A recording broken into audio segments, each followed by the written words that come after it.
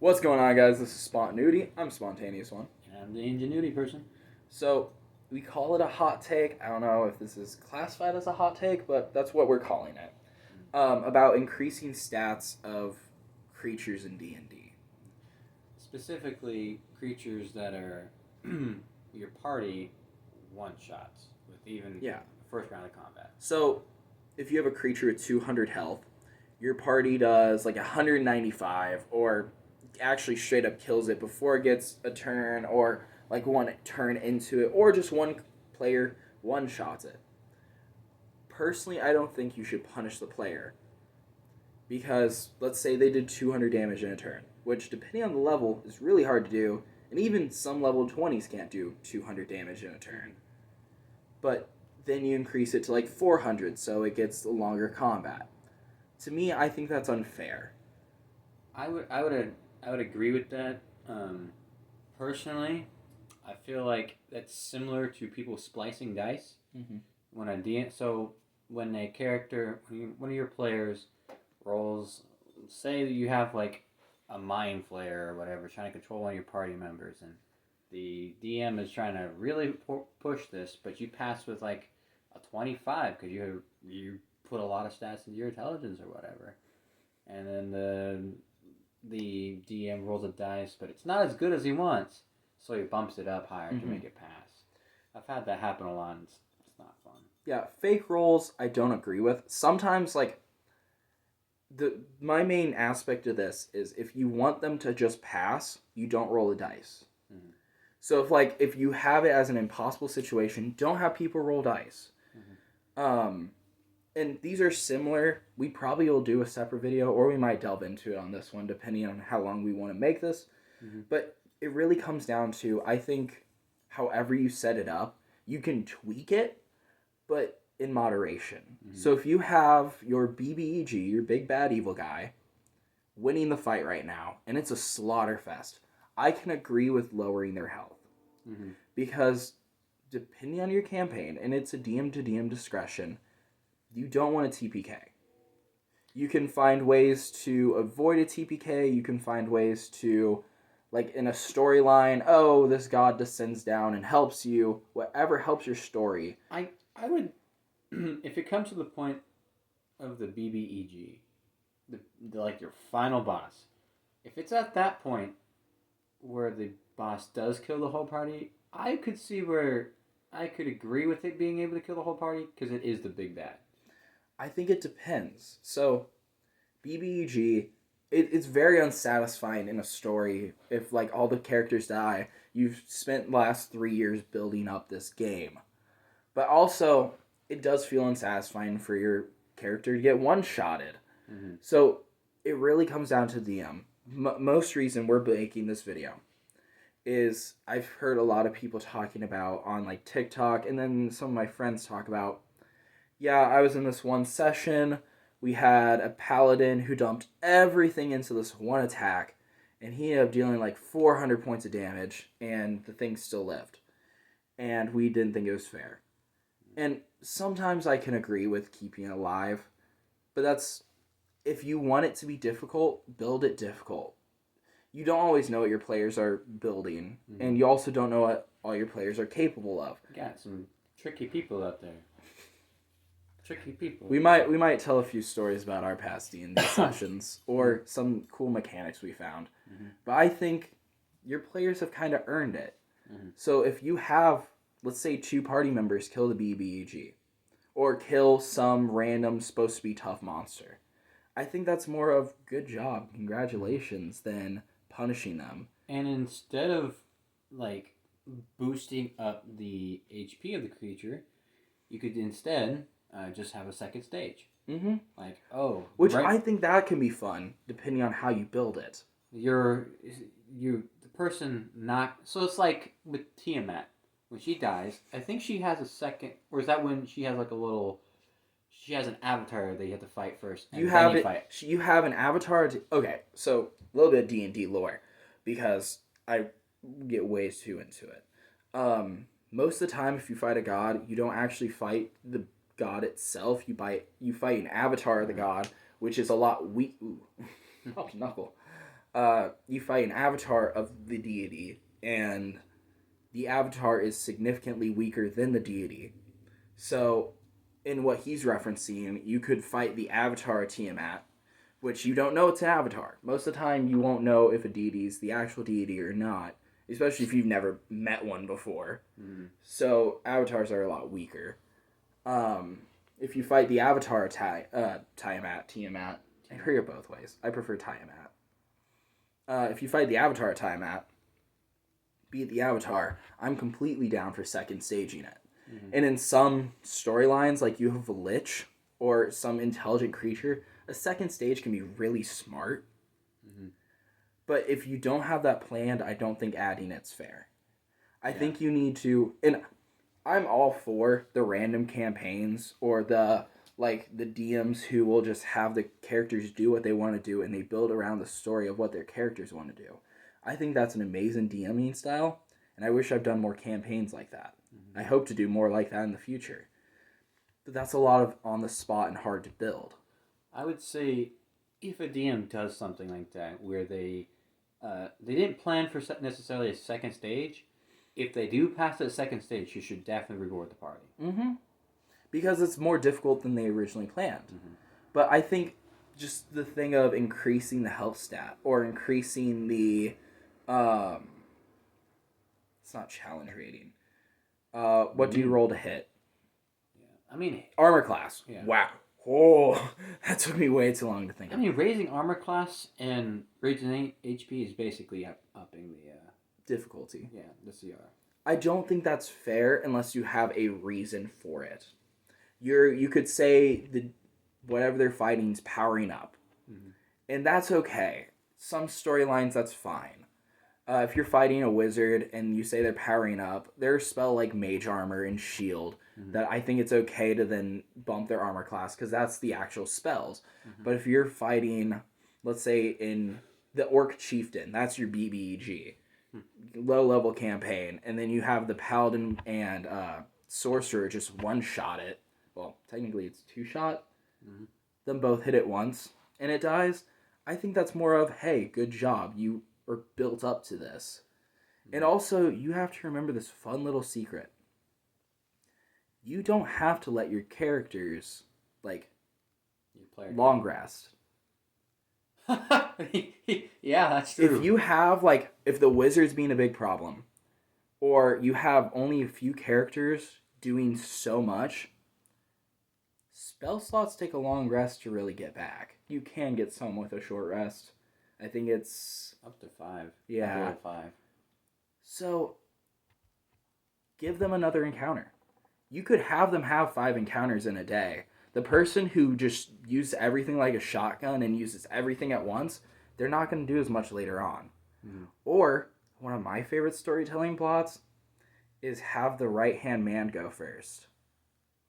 You have the right-hand man be about 10% weaker than the BBEG. They send everything they got at the right-hand man. The BBEG is going to be that much harder afterwards. Mm-hmm. So I don't agree with changing stat blocks. If you want to use an orc, but you want to change the orc's intelligence up, I'm fine with that. But during combat, I don't agree with. Even up to, right before initiative, I'm fine with that. The second they start attacking, and you realize, oh, this isn't balanced, the only time I can agree with changing it is if you made it too hard. Mm-hmm. Because the entirety of this is supposed to be story. It's not like Magic, where you can cast an instant to buff up your creatures. Yeah. This is D&D. Yeah. It's different. And you can build these in so many different ways. One of my favorite spells in D&D is Glyph of Warding. Oh, yeah. You have it set up.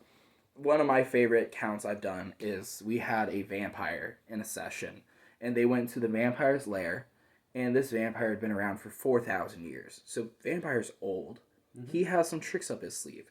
Normally a vampire's a CR 13. I had 5 players who are level 16. They should slaughter this vampire. So, instead of changing the stat block or increasing its health during combat, I had it where the vampire was walking by the books shelf and he touched 5 different books and activated 5 different spells. Which one was Mage Armor, which increases armor class. And one of them set off a fireball. So you can set up amazing things, and you just have to remember that where they're at, their lairs, the thing's been around for a long time. You can set up some good traps. Mm-hmm. You can build this in so many different ways than just having to increase the health, because your players are doing what D&D is supposed to be. And if you're at the point where you're gotten to the big bad evil guy, usually that takes some time. Unless you're doing a one shot, then I can understand. But if you have gotten that far and you haven't noticed what your players are doing, that could be potentially on you. Mm-hmm. So like, most of the time, everything's case to case. Because if you have a new player who just got added, or someone's character died and now they have a new one, you might not know what they're capable of, or like a peasant cannon, which we will cover. I'm gonna say in the next video. Is that fair? We will talk about peasant cannon. I did not create the peasant cannon. I wish I did. I'm not that smart. So, I guess what I mean is, like, he ran a campaign a while back. There were a few. I love that campaign. I miss it. There were a few people in that campaign who were power maxing. Mm-hmm. Min-maxing. Min-maxing.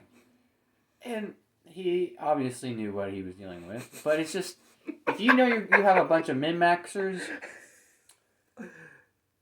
if you make the final boss weak and they just outright kill it, that DMing does take a little plan. You can always make stuff weaker. Yeah. Oh, they missed their attack. They shot themselves in the foot. That's funny. That will make your characters laugh. I've had it. This is one of my favorite encounters when it came to a Nat 1. They're fighting a I don't know if this is an actual item, but we had guns that had magical bullets in it. I don't know if that's real, but it was for this campaign. And I had it where he accidentally shot himself in the foot while trying to quick draw, because he Nat 1'd. Mm-hmm. And his whole thing is, like, he was a cowboy where he had the weapons in the holster and he quick draw and put them back. And I basically made it, like, taking the weapon out was a free action. Mm-hmm. That's also DM's taste, whatever you want to say. But he had a high sleight of hand. Mm-hmm. He shot himself foot with a Nat 1. He dealt 54 damage to himself because I think it had disintegrate in as the round. Jesus.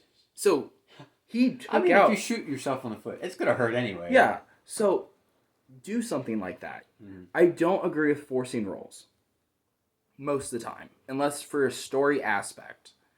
But if you roll a dice and you want it to fail, you can just have it fail. Mm-hmm. Sometimes you don't need a dice roll. Sometimes, this is one of my favorite ones I've set up.